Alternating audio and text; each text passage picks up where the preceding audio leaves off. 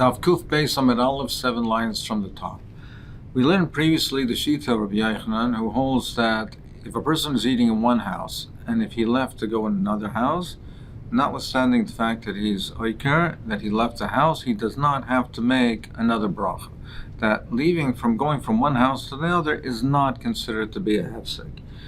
And we learned the shlit of Rabbi Hofstedter that says that it is, and he does have to make another bracha. However, Hofstedter qualified it, and he said that if there are, what he's eating in the first house are things that require a bracha achroina b'mekayma, that you have to come back, you have to return to that place and make your bracha achroina, then it's not considered to be that there's a hefsek in the achila, and he does not have to make another bracha.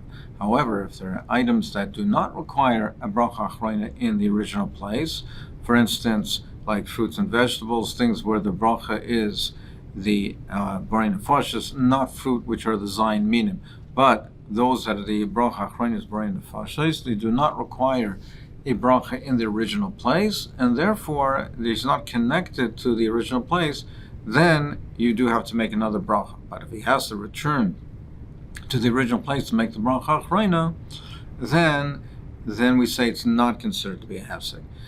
We brought down previously also, we discussed the shitas rishonim, the machlokes of what items are considered the things that require bracha in the original place. Is it the birchas hamazon? Is it an alamichya?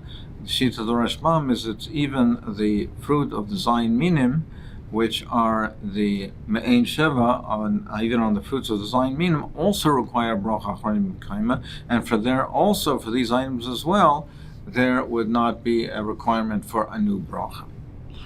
So let's see what the Gemara says all the time. Now, so we brought a brisa beforehand that said that if there were chaver who were mesubim, they were reclining and they were eating together, and then they were akru galayim, we go with the base knesses, la base medrash. It says when they return, they do not need a bracha al-mafreya. When they leave, rather, Geshem Yotzim, they don't need a bracha l'mafreya. When they leave, they don't need a bracha achreino. Geshem Chayzer nein tutunim bracha l'chachila. And when they come back, they don't need another bracha. But Rabbi Yehuda said that's only when there was people from the original chabura that were still there, that therefore they're connected. But if there are people that are not there in the chabura, if nobody's remaining when they left, then they do have to make another bracha achreino, bracha rishayna. So the Gemara says all the time, so it says that they were akru, they were oiker, which implies that what they're eating are items that need a bracha achreina in the original place. That's where the chachamim say you don't need another bracha. The geshem yotzim ain't tunin bracha l'mafreya. That's where we say that when they leave, they don't need a bracha achreina. Ukeshem chayzin ain't tunin bracha l'chachila, and when they return, they don't need a bracha rishayna. Which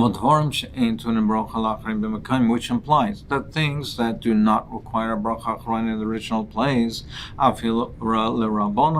even according to the Rabbanon, Keshem Yosem Tunim Bracha Lemafreya, or Keshem Chayzer Tunim Bracha Lecharchila. So it implies that things that do not require a bracha in the original place, you do have to make new brachas. So therefore, Leima Tehavati Hofstedter Rabbi Yochanan. Let's say that this is a Tiyuftan Rabbi Yochanan, because Rabbi Yochanan said that leaving is not considered a hefsek. We already asked a kasha. Previously, we asked a kasha on Rabbi Yochanan from a previous brisa that says that leaving requires a new bracha.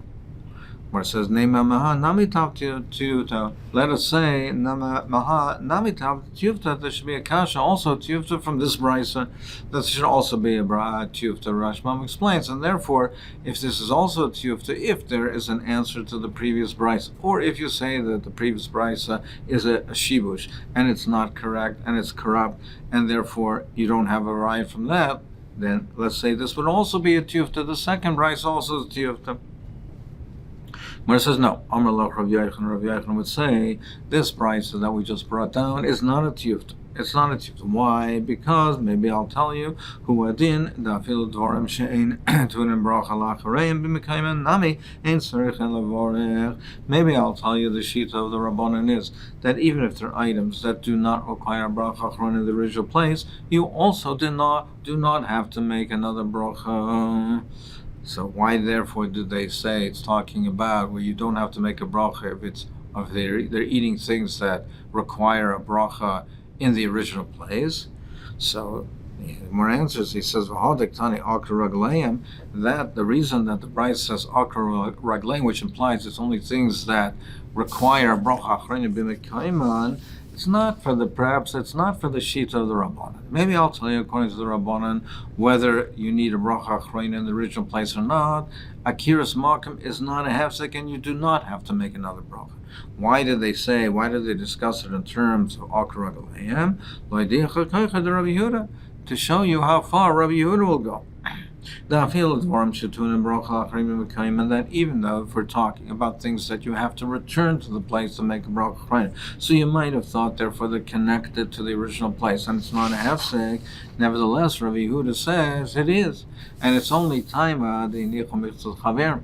It's only, you only don't have to make a bracha. It's only if there's nichum mitzvah chaver. There's some of the original group remain behind. They're still there. That's when they're considered connected, and it's not considered a hefsek. But Rabbi Yehuda holds if they were not mixes chaverim, there was no one left behind, and even if it's their item, what they're eating are things that they have to return for, they have to make a bracha achrein in the original place. Nevertheless,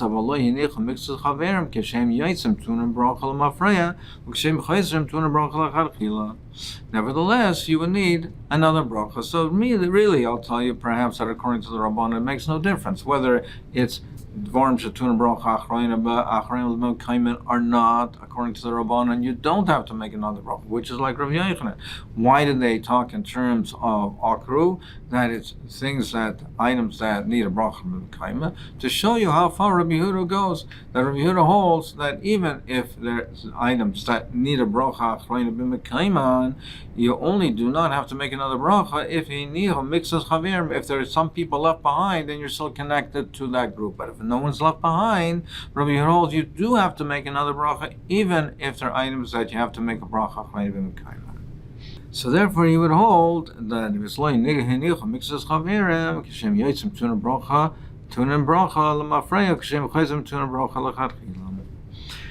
Rashbam asks, generally speaking, we say why would we over here say that like Rabbi Yehuda who's a machmer and say you do require another bracha? Why wouldn't we say to tell you the Rabbanan? Why would we present the case in the Brisa by items that akru that need a bracha? Why would we want to specifically in this case show you the koyach of Rabbi Yehuda, who's the machmer? Normally we want to show you the koyach hatera adif. Rashbam explains because in this case we would say that the svara of the Rabbanan is more mistaber, that it's not considered a hefsek. They have intent to return. They don't have intent to be mafsek, to stop their meal and not to continue eating. So the svara of the Rabbanan is stronger.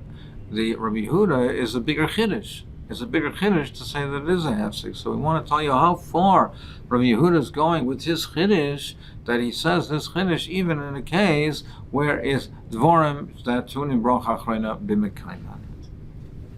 Tani Kavase, the Rav Hofstedter, let's bring it right to Rav Hofstedter, that he says that akiras makom is considered to be, you do have to make another bracha unless there are dvarim shetun bracha achreina b'mekayim. Tani Kavase chaverim shayim asum l'shteis yain. Here it says beferish that they were joining together to drink wine. Now, according to the Rashbam, drinking wine is one of the items that tuna bracha achrein b'mekayim. Wine, you also have to come back to your original place. So, therefore, chaverim sheim asum l'shteis yain v'akar ragleim v'chalzu, they were akar ragleim and they return ein tzrichim levarech.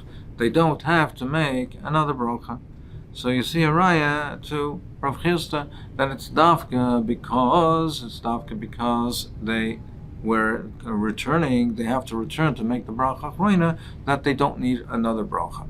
But if it would not be yayin, then you would need another bracha, which is like Rav Chisda and not like Rabbi Yochanan.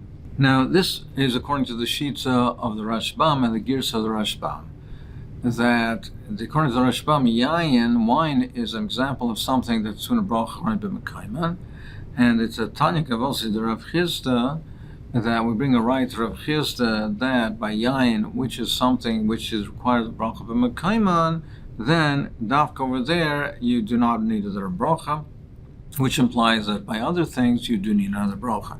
And the right of Rav Chisda, the greater raya from here more than the previous brisa, is because here it says beferish yayin, and in the previous brisa it's only from a diuk. It says that akru, because they were oiker, and therefore it implies that it's something that needs a bracha b'mekayman. But that's the shita of the Rashbam.